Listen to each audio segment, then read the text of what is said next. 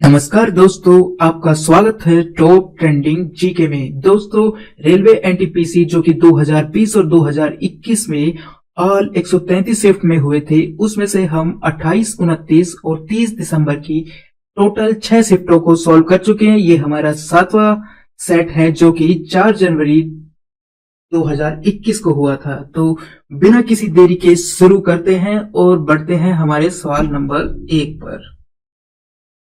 Continue करें उससे पहले मैं आपको बता दूं दोस्तों, आप किसी भी कॉम्पिटेटिव एग्जाम्स की तैयारी करते हो, अपनी तैयारी को परखने के लिए सही डायरेक्शन देने के लिए कॉन्फिडेंस लेवल हो गया या फिर टाइम मैनेजमेंट है, इन सभी के लिए स्मार्ट वर्क के तौर पर आपको मॉक टेस्ट लगाना बहुत ज़्यादा जरूरी होता है। मॉक टेस्ट के लिए टेक्स्ट बुक इसलिए बेहतरीन प्लेटफॉर्म है, एक तो यहाँ पर आप अनलिमिटेड मॉक टेस्ट लगा सकते हो। सेकेंड, सभी एग्जाम्स के मॉक टेस्ट, चाहे आप एसएससी की तैयारी कर रहे हो, रेलवे, बैंकिंग, डिफेंस या फिर कोई भी other state level government exam है, तो सारे एग्जाम्स के मॉक टेस्ट आप एक ही पास के अंतर्गत अटेम्प्ट कर सकते हो। इसमें भी यदि आप ये टीटीजी के कूपन कोड यूज करते हो तो आपको एक्स्ट्रा 10% का और डिस्काउंट मिलने वाला है। जो भी आपके लिए सूटेबल पास हो, 1 वर्ष का, 2 वर्ष का, इस अपॉर्चुनिटी का लाभ उठा सकते हो। तो डिस्क्रिप्शन बॉक्स में दी गई लिंक से क्लिक करके ये मॉक टेस्ट सीरीज आप ज्वाइन कर सकते हो, टेक्स्ट बुक ऐप से या फिर जो वेब प्लेटफॉर्म है पीसी लैपटॉप से भी इसको टेस्ट को अटेम्प्ट कर सकते हो और टीटीजी के कूपन कोड से आपको एक्स्ट्रा डिस्काउंट भी मिल जाएगा। एग्जाम में जो आपको पैटर्न और डैशबोर्ड देखने को मिलता है, सेम इंटरफेस से यहां पर भी आप प्रैक्टिस सारे एग्जाम्स की कर सकते हो। तो चलिए कंटिन्यू कर लेते हैं। तो सवाल नंबर पहला इस प्रकार है कि किसी कंपनी के 15 पुरुष कर्मी या 20 महिला कर्मी किसी कार्य को 26 दिन में पूरा कर सकते हैं। उसी कार्य को 30 पुरुष कर्मी और 12 महिला कर्मी साथ मिलकर कितने दिनों में पूरा कर लेंगे। यानी वो कह रहे हैं कि किसी कंपनी के 15 पुरुष कर्मी या 20 महिला कर्मी उस काम को 26 दिन में पूरा कर सकते हैं। यानी 15 मेल का काम हो गया है, 20 वुमेन के काम के बराबर हो गया है। अब यदि टोटल काम निकालना तो इसको भी 26 से मल्टीप्लाई कर दो, इसको भी 26 से मल्टीप्लाई कर दो। अब पूछा क्या है, 30 पुरुष कर्मी एवं 12 महिला कर्मी साथ मिलकर उस काम को कितने दिन में करते हैं। तो 30 मेल का काम और 12 वुमेन का काम। 15 मेल का काम कितनी वुमेन के बराबर, 20 वुमेन के बराबर है, तो 30 का हो जाएगा 40 वुमेन के काम के बराबर और 12 वुमेन है ही है। तो टोटल हो गया 52 वुमेन का काम। टोटल काम कितना दे रखा है, 20 W इंटू 26 और इसको 52 W से डिवाइड कर देंगे तो आपका आंसर आएगा सॉल्व करने पर 10 दिन। या तो 15 मेल करते हैं काम कितने दिनों में, 26, तो 15 मेल इंटू 26 दिनों में काम पूरा कर देते हैं। इसी प्रकार 20 महिलाएं यानी वुमेन्स काम कंप्लीट करती है, वही 26 दिनों के अंदर। तो ये हो गया टोटल काम और यहां से हमारे पास मैन और वुमेन का रेशियो आ जाएगा। हम 26 से 26 काट सकते हैं और यहाँ ये 20 4 बार कटेगा और ये 3, तो मैन वुमेन रेशियो कितना आ गया, ये आ चुका है 4:3। यानी एक मैन 4 बनाता है तो वुमेन 3 यूनिट एक दिन में बनाती है।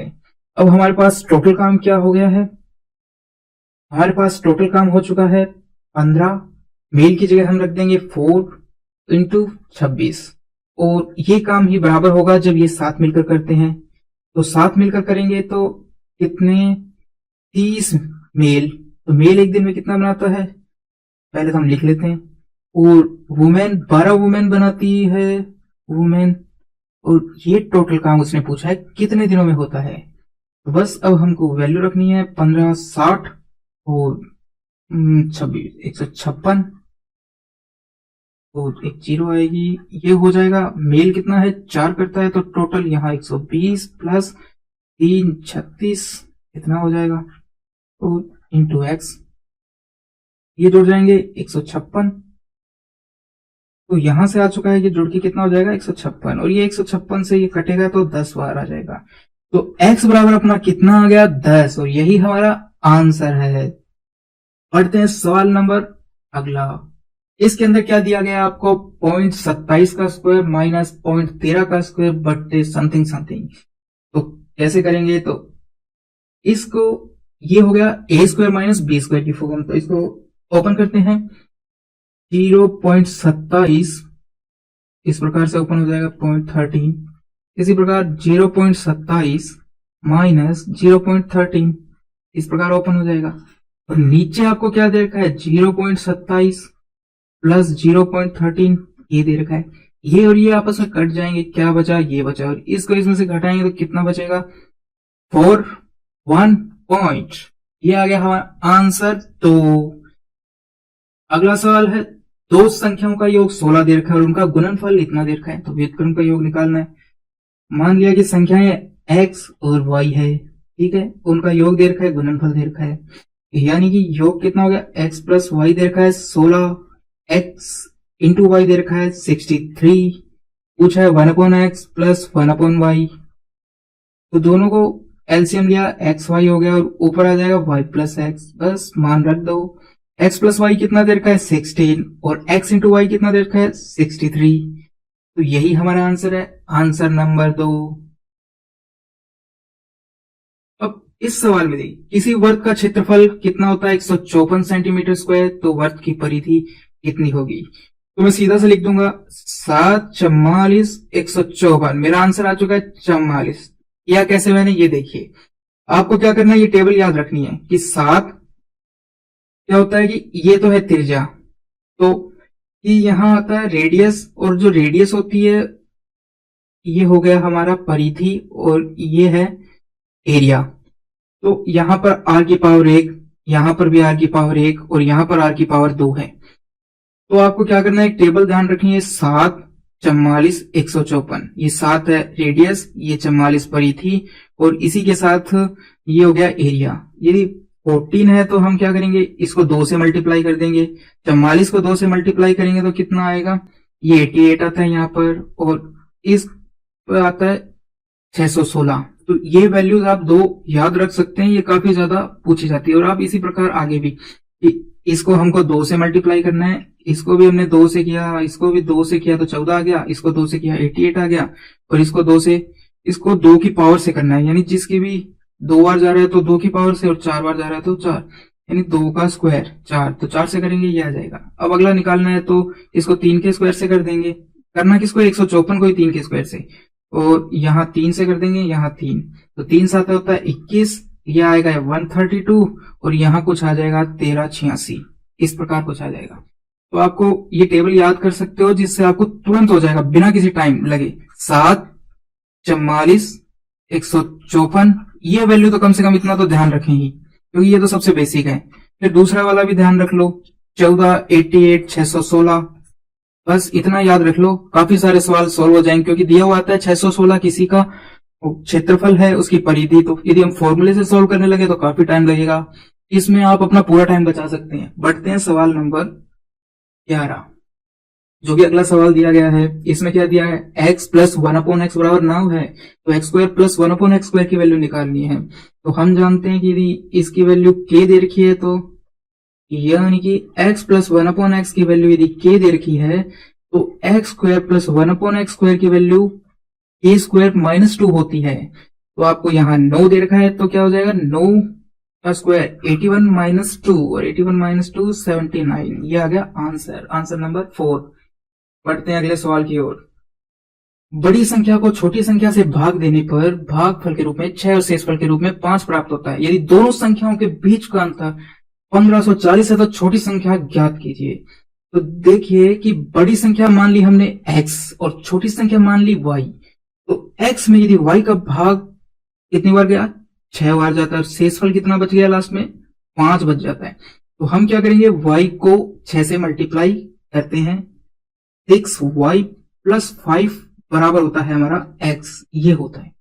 तो इन दोनों संख्याओं के बीच का अंतर यानी कि x माइनस वाई बराबर कितना दे रखा है, 1540।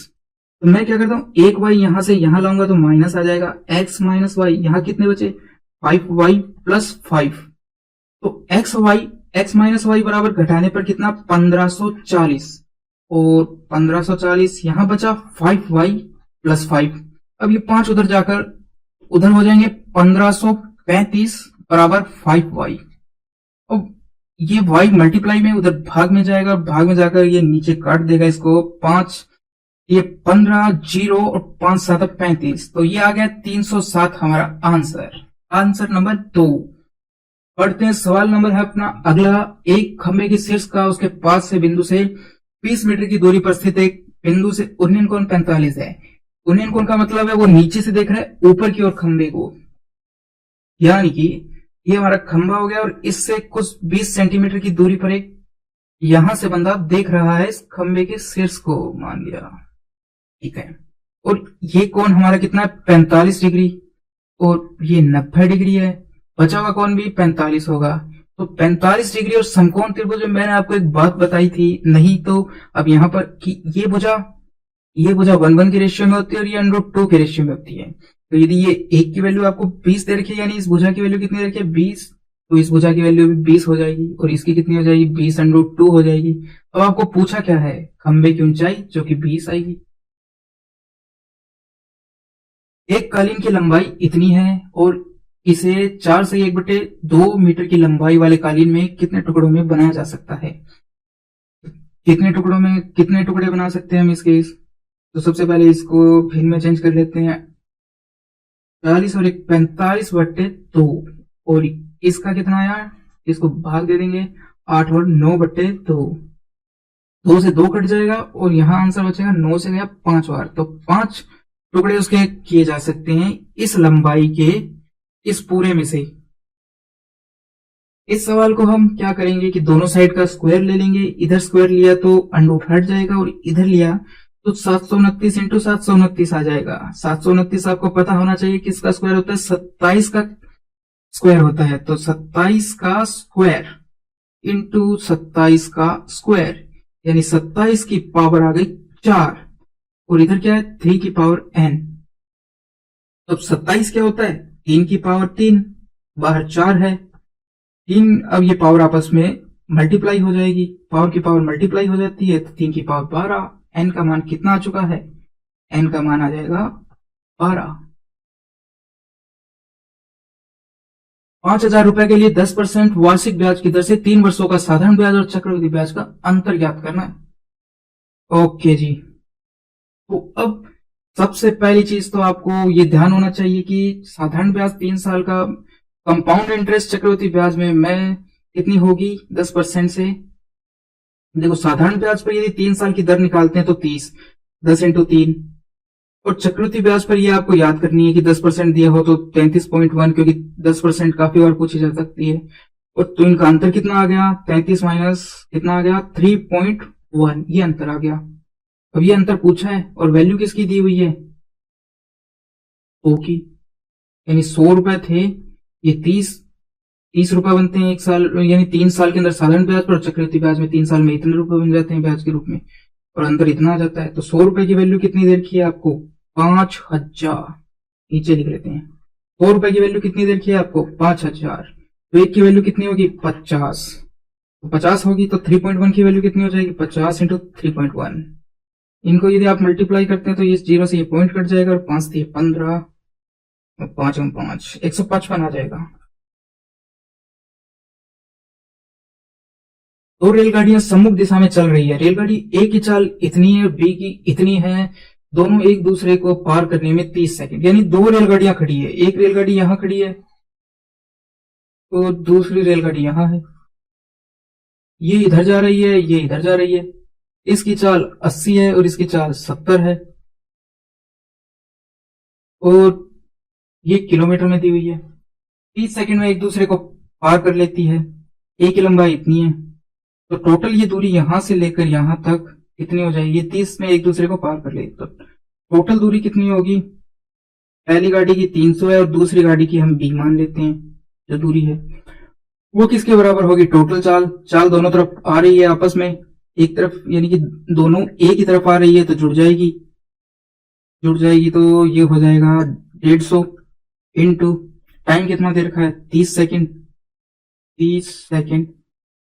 ठीक है, और ये 150 किसके अंदर दिया हुआ है किलोमीटर प्रति आवर में, तो हम इसको 5/18 से मल्टीप्लाई कर देते हैं, जिससे ये मीटर प्रति सेकंड के अंदर चाल हो गई, क्योंकि हमें यहाँ पर जो ट्रेन ए की लंबाई है वो मीटर में दी हुई है, पूछी भी मीटर में है, तो इस प्रकार अब बस इनको मल्टीप्लाई करना है, तो 18, ये 3 से ये 6 से गया 5 बार और ये 6 से गया 3 बार, और ये 3 से इसको काट देते हैं, 3 × 5 = 50, 5 × 5 = 125, 1250, और इधर है 300 + b, तो ये 300 उधर जाएगा और इसमें से घट जाएगा तो कितना आ जाएगा 950, तो b की लंबाई है जो कितनी आ गई 950। सवाल नंबर 27, 2 संख्याओं का योग 25 है और उनके बीच का अंतर 15 है। तो मैंने आपको बताया था यदि योग 2 संख्याओं का 25 दे रखा है और अंतर 15 दे रखा है, तो हमें क्या करना है, दोनों को जोड़ लेना है। 25 प्लस 15 40 और उनको आधा कर देना है, तो वो पहली संख्या आ जाएगी जोड़ने पर, आधा करने पर, तो ये आ गई 20। y निकालना है तो क्या करना है, दोनों को घटाना है, 10 और 10 का आधा कितना आ गया, 5, तो ये हमारा आ गया। तो ये दोनों किस रेशियो में है, 20:5, 4:1, तो यही इनका रेशियो है। Option number 2। किसी बेलनाकार टंकी की क्षमता इतनी, और क्षमता होती है जो हम आयतन होता है, तो आयतन कितना दे रखा है टंकी का, 2376, और किसके बराबर हुए, आयतन बेलनाकार आयतन पाई आर स्क्वायर एच होता है। यहां पर पाई का मान है 22/7, त्रिज्या दे रखी है 21, तो 21 × 21 लिख देता हूं, एच पूछा है बस। अब 7 से काटेंगे इसको, 21 को 3 बार चला जाएगा, और इधर है 2376, तो सबसे पहले हम इसको 21 से काट लेते हैं, इससे 3 से काट लेते हैं, 3 7 21, और 3 9 27, और 3 2 6। अब देखिए 11 से बहुत आसानी से जा रहा है, मुझे दिखाई दे रहा है, 7 और 2, उसके बाद में ये 2 से भी जा रहा है, 36 आ जाएगा। अब बचा 21 और यहाँ पर 36, तो ये 3 से चला जाएगा, 1 2, और 3 से ही गया 7 बार, तो यानी h बराबर हमारा कितना आ गया, 12/7। इसको अब सॉल्व कर देते हैं, 7 × 7, फिर पॉइंट लग गया, 5 0, 7 7 49, तो 1.7 के आसपास आएगा, जो कि हमारा आंसर है 1.71। सवाल नंबर 31 में क्या दिया गया है कि हरीश और विमल किसी कार्य को 20 दिन में पूरा कर सकते हैं। 15 दिन तक दोनों ने एक साथ काम किया, इसके बाद विमल ने काम छोड़ दिया है। शेष कार्य को हरीश अकेले 10 दिन में पूरा कर लेता है, यानी कि 20 दिन दोनों ने 20 दिन का टोटल काम था, जब दोनों मिलकर काम करे तो 20 दिनों में खत्म हो जाता है। इन्होंने 15 दिन तो साथ काम कर ही लिया, तो 20 में से 15 दिन तो काम कर लिया, 5 दिन का काम बच गया। 5 दिन का किसका काम, दोनों का, यदि एक्स एक दिन में 1 बनाता है और विमल एक दिन में y बनाता है, तो ये इनका काम हो गया 5 दिन का। और यहाँ 10, ये 10 दिन में कौन करता है, y करता है, बस। तो ये हो गया 5x, y उधर चला जाएगा, तो 5y, यानी कि दोनों सेम ही काम कर रहे हैं, क्योंकि रेशियो दोनों का, यदि x एक चीज बनाता है तो y भी एक दिन में एक चीज बनाता है। पूछा है हरीश अकेला इस पूरे काम को कितने दिन में करेगा, यदि दोनों मिलकर 20 दिन में करते हैं तो अकेला कितने में कर पाएगा, 40 दिन में से डबल काम, यानी डबल दिन में कर पाएगा। Option number 4। अगला सवाल, किसी कक्षा में 7 विद्यार्थियों के गणित विषय के प्राप्तांक ये है, और पूछा है बहुलक क्या है। तो सबसे पहले इनको आप लाइन से लिख लीजिए, 41, 43, 44, 42, और अब आ गया 53 हो गया, फिर आता है 62 आ गया, और 62 के बाद आ गया 65। बहुलक वो संख्या होती है जो सबसे अधिक बार आई है, तो यहाँ 65 2 बार आया है, तो बस यही हमारा बहुलक हो गया है। 250 का 27%, 1000 का 0.02% का मान क्या होगा। तो ये होता है, तो 250 को 27 से मल्टीप्लाई करना है। तो देखो मैं एक चीज दिखाता हूं आपको, यदि ऐसा काफी बार दिखाई देगा आपको, जैसे 25 दे रखा है और 27 दे रखा है, इनके बीच का अंतर 2 दे रखा है, यानी जब अंतर 2 हो तो हम किस प्रकार से करते हैं, जो इनके बीच में क्या संख्या आई, 26 आया, तो 26 का स्क्वायर, अब इसके लिए आपको स्क्वायर याद करने पड़ेंगे, 676 होता है, उसमें से बस आपको 1 घटाना है, तो 675 आ गया, ये इनका मल्टीप्लाई आ गया। यानी कि यहां 250 था इंटू 27, अब देखिए माइनस 1000, इसको क्या लिख सकते हैं हम, 0.2 था, 2 पॉइंट हटाया तो नीचे और आ जाएगा। अब देखिए 25 और 27 को आपस में मल्टीप्लाई किया तो 675, और एक जीरो से एक जीरो कट गई, ये लग जाएगा यहाँ पर पॉइंट, हो गया, क्योंकि नीचे जीरो थी ऊपर गया तो पॉइंट लग गया। अब ये जीरो 3 जीरो तो हमने काट दिए, बाकी बची एक पॉइंट, तो यहाँ ये आ जाएगा 10.2, नहीं 0.2 है तो 0.2 आ जाएगा, 0.2। अब इसको घटा दो, इसमें से कितना बचा, 67.3, ये हो गया ऑप्शन नंबर 3। सवाल नंबर 35, एक विद्यालय में किसी परीक्षा में क्या हुआ, एक विद्यालय में किसी परीक्षा में 60% छात्र सफल हुए, यदि असफल होने वाले छात्रों की संख्या 240 है तो सफल होने वाले छात्रों की संख्या क्या होगी। यानी टोटल 100% छात्र थे, 60 सफल हो गए, 40 असफल हो गए। अब असफल छात्रों की संख्या इन्होंने दी है 240, तो ये 1% की वैल्यू कितनी हो गई, 40 की वैल्यू 240, 1 की वैल्यू हो गई 6 हो गई। तो अब आप किसी की भी निकाल सकते हैं। किसकी पूछी है, सफल की, तो सफल है, इससे मल्टीप्लाई कर दो, 6 36 360। Option number 2। एक व्यापारी द्वारा खरीदी गई 20 वस्तुओं की लागत 15 वस्तुओं के विक्रय मूल्य के बराबर आई है। तो 20 का सीपी क्रय मूल्य 15 के सेलिंग प्राइस के बराबर है, तो इससे हमारे पास रेशियो निकल जाएगा। ये 20 इधर चला जाएगा, ये एसपी इसके नीचे आ जाएगा, एसपी बराबर 15/20 और ये हो गया 3/4। तो 3/4 में आ गया। व्यापारी को क्या चाहिए कि कितना लाभ हुआ, तो लाभ हमेशा सीपी पे काउंट होता है। तो इनका बीच का अंतर कितना है, 1 का अंतर है, यानी 1%, 1 का लाभ हुआ है कितने पे, 3 पे, परसेंटेज में 100, और 1/3 किसके बराबर हुआ, 33.33%। Option number 4। Question number 38। 15 को 14 से मल्टीप्लाई करना है तो कितना आएगा, 196 और उसमें 14 जोड़ दिया 210, 196 210 आ गया, माइनस ये 30 हो गया, और प्लस में यहाँ 9 ये कितना हो जाता है 26। इन दोनों को आपस में घटाया तो बचा 4, 210, तो ये आ गया 206। ये तो बड़ा इजी सवाल था। दो समरूप त्रिभुज PQR और त्रिभुज XYZ के परिमाप क्रम से 48 सेंटीमीटर और 24 सेंटीमीटर है। तो देखिए एक मिनट,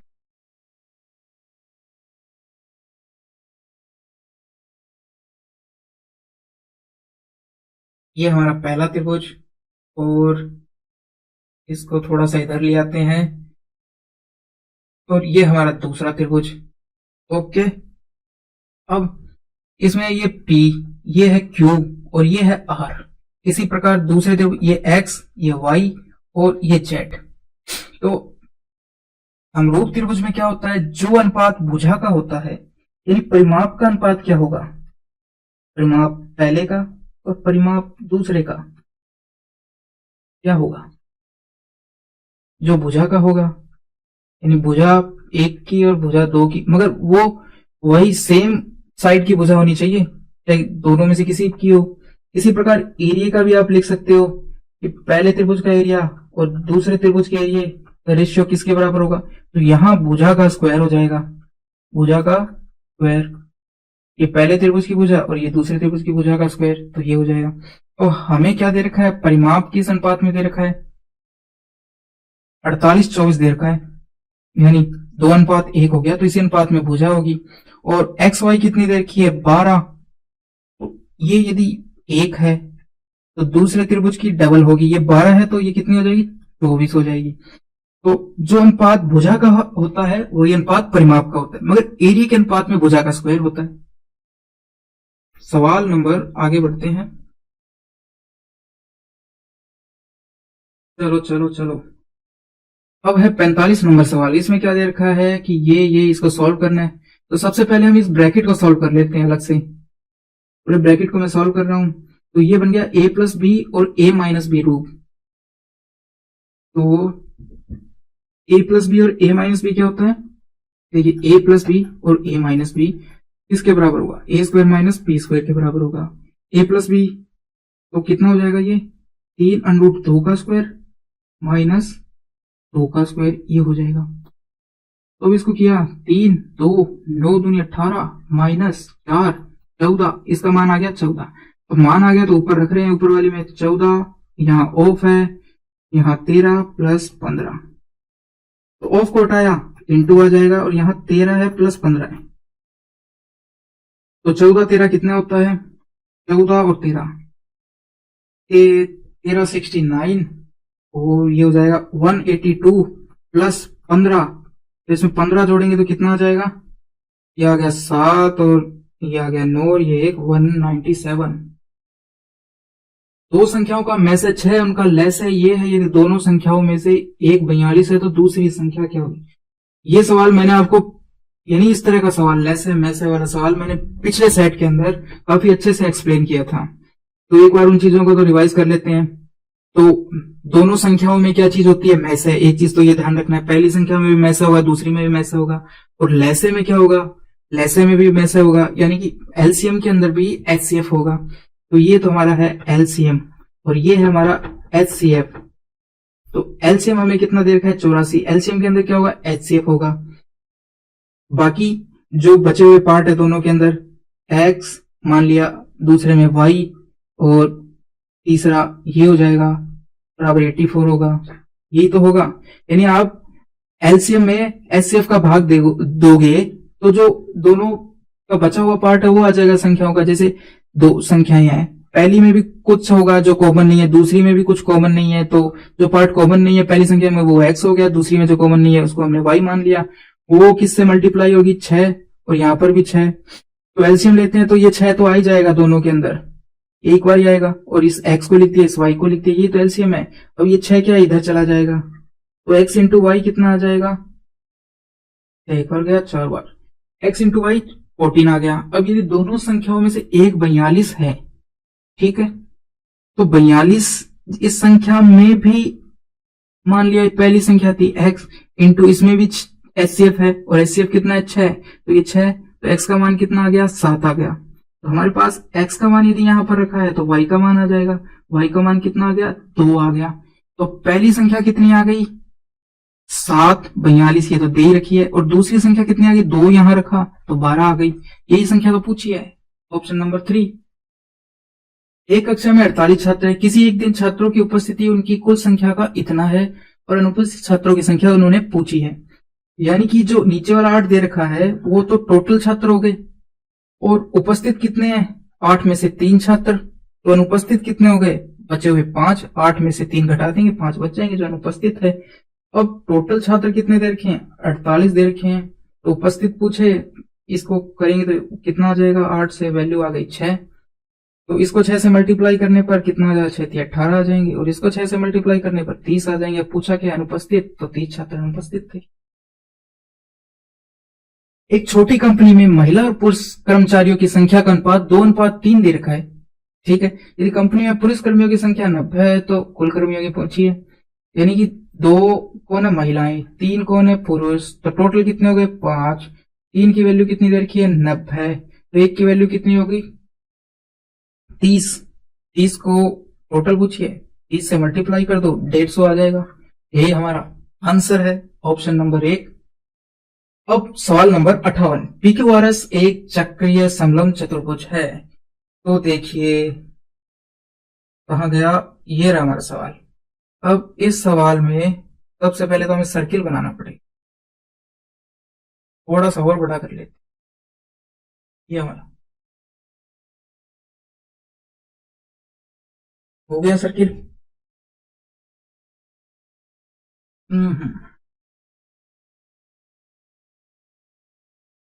अब क्या है? PQRS एक चक्रीय समलंब चतुर्भुज है जिसमें भुजा PQ और RS समांतर है।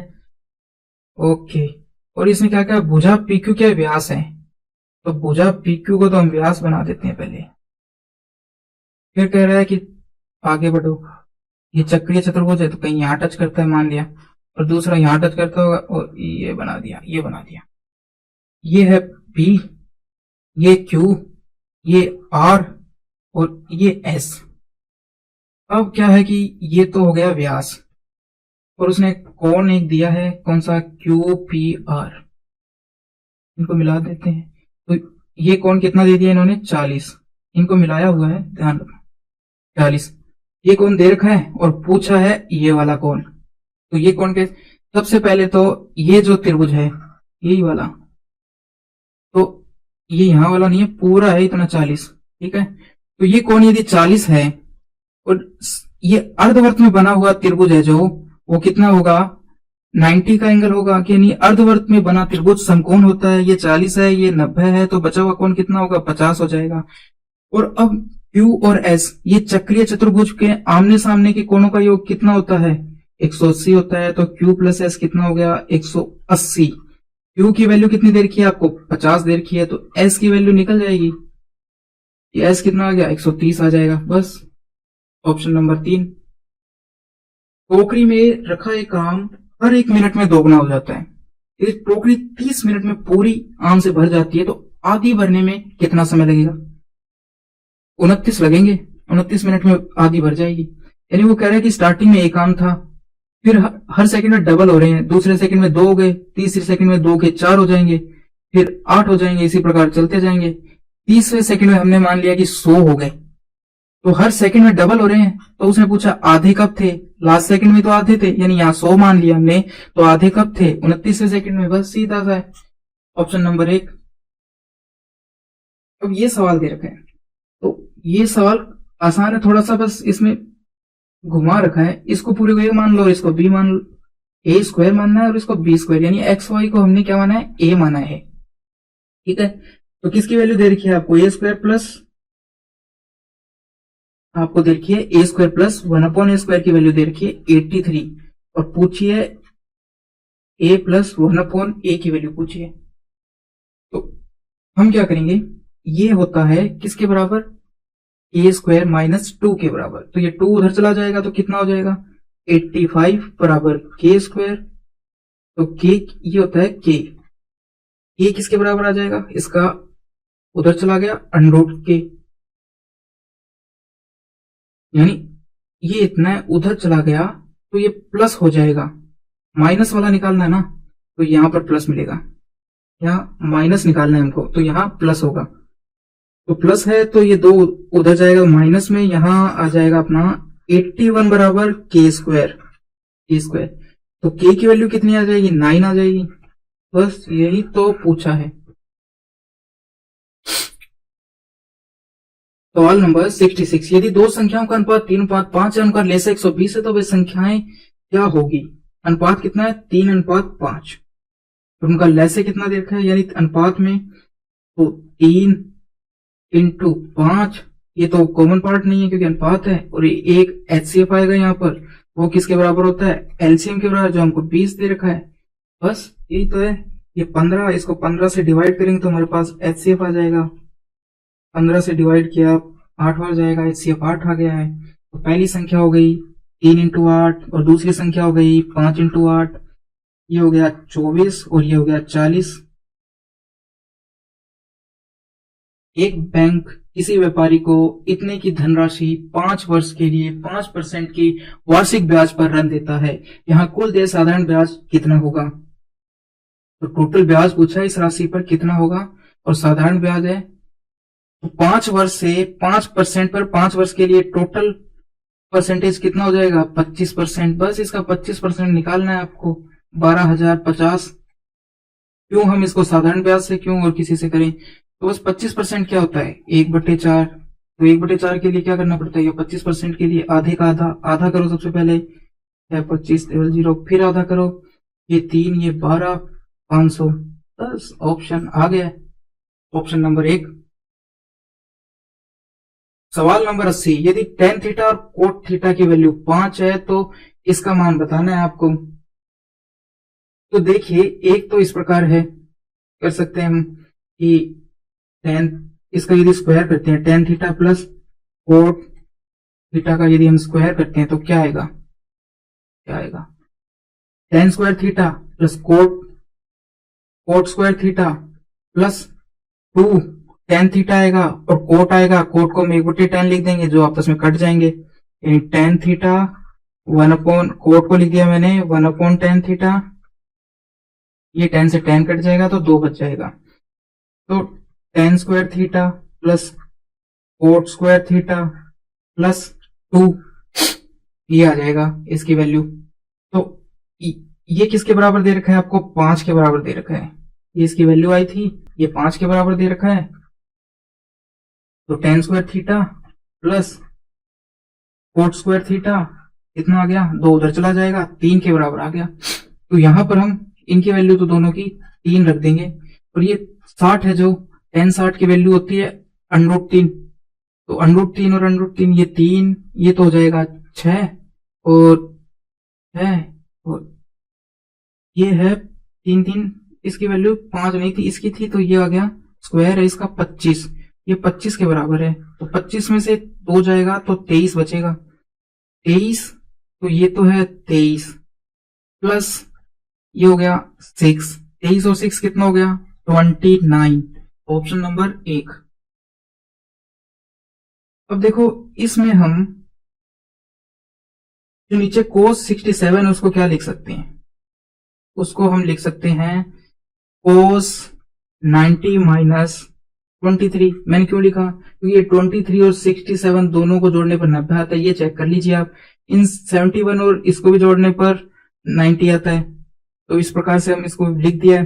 तो अब क्या हो जाएगा, ये साइन 23 हो जाएगा, यानी कि जो नीचे 67 था उसका मान कितना है 23, तो ये आपस में कट के 1 आ जाएगा, और इसी प्रकार ये भी आपस में कट के 1 आ जाएगा, और 1 और 1 कितना हो जाएगा 2 हो जाएगा, ऑप्शन नंबर 4।